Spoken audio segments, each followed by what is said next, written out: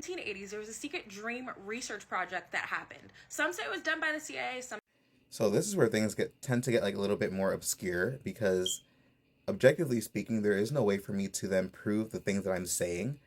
I can't objectively bring another reality into this one and then prove that other realities exist. So I got to disclaim that before you guys go any further.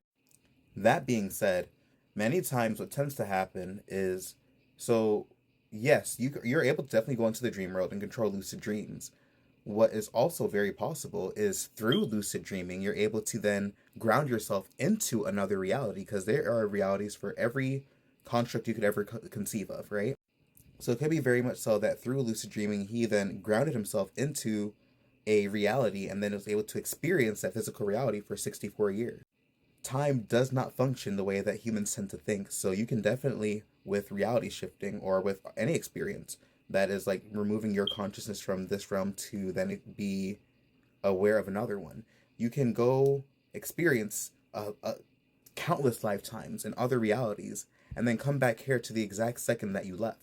So I'd like to say that it might have started out as a lucid dreaming kind of like experiment, but it might have turned into something along the lines of him actually grounding himself into a reality and then experiencing that the same way that we have physical touch and taste and smell and everything, like the exact same way essentially.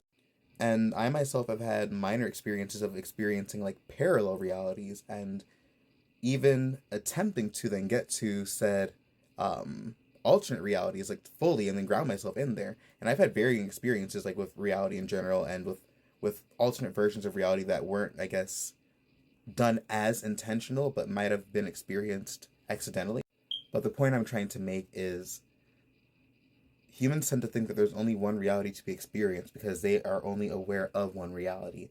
But our consciousness and the capacities that we have and the abilities that we have expand so far past what most humans are ever even able to conceive of that we would be I'm going to be blunt.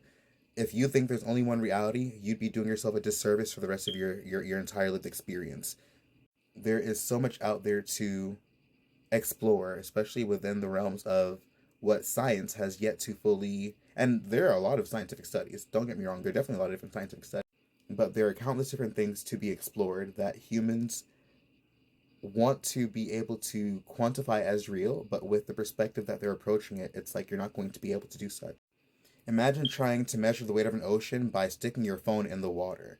Like, that doesn't make any sense. So when certain people want there to be a certain form of evidence before they engage with certain concepts, it's simply just not going to happen that way because it's just not possible.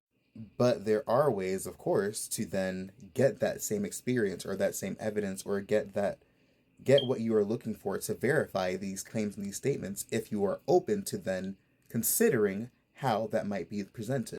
But I digress. The point I'm trying to make is in this video, I don't think that this man was in a lucid dream. I think he might have started out in a lucid dream. I think he grounded himself into another reality. And then from there, he stayed and came back.